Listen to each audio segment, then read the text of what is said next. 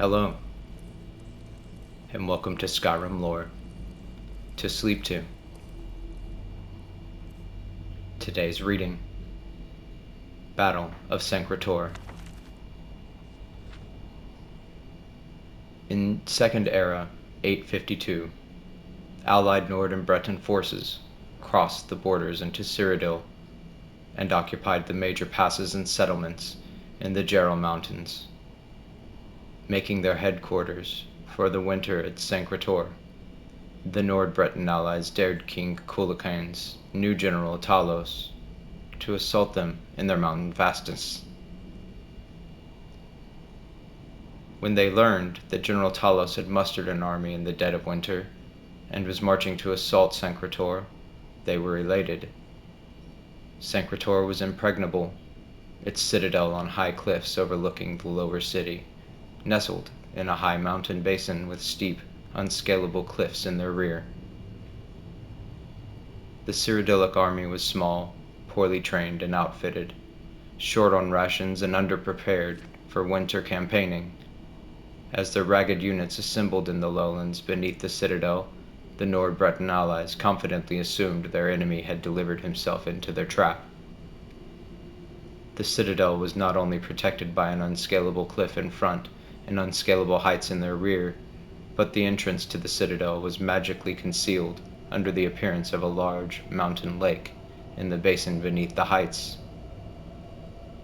Accordingly, the Nord-Breton allies left on a small force to defend the citadel, descending through tower passages, through lower passages to attack and overwhelm the cold, hungry Cyrodiilic forces before them. They expected defeat, overrun, and annihilate General Talos' army, leaving no one to oppose their springtime descent into the Cyrodiilic heartlands. Thus did General Talos lure the Nord-Breton allies to their doom. Leaving a weak force in the lowlands to draw out the defenders, General Talos approached the citadel of Sancre Tor from the rear, descending the supposedly unscalable heights behind the citadel and sneaking into the supposedly magically concealed entrance to the inner citadel. This remarkable feat is attributed to the agency of a single unnamed traitor, by tradition a Breton turncoat sorcerer, who revealed both the existence of an obscure mountain trail down the heights behind the citadel and the secret of the citadel entrance concealed beneath its illusory lake surface. While the Cyrodiilic army, in the lowlands, fought a desperate defense against the Nord-Breton sortie, General Talos and his men entered the citadel, swept aside the sparse defense, captured the Nord-Breton nobles and generals, and compelled them to surrender the citadel and their armies. The confused and demoralized Nord captives, already suspicious of the scheming High Rock sorcerer aristocracy and their overreaching dreams of Heartland's conquests, deserted the alliance and swore loyalty to Tiber Septim. The Skyrim generals joined their rank and file in Tiber Septim's army. The High Rock Battle Mage command was summarily executed, and the captive Bretons imprisoned or sold into slavery.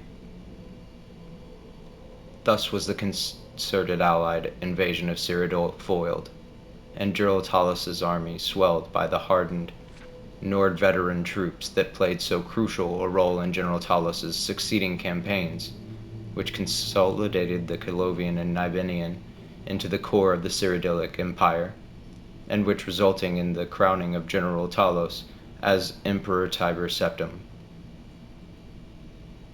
Historians marvel at Tiber Septim's tactical daring in assaulting a fortified mountain citadel in the dead of winter against vastly superior numbers. Later, Tiber Septim attributed his unwavering resolve against overwhelming obstacles to have been inspired by his divine vision of the Amulet of Kings in the tomb of Ramon III. The young Talos may indeed have been inspired by his belief that he was fated to recover this ancient sacred symbol of the Covenant and to lead Tamriel to the high civilization of the Third Empire. Nonetheless, this should in no way reduce our admiration for the dash and genius of this defining military triumph against impossible odds.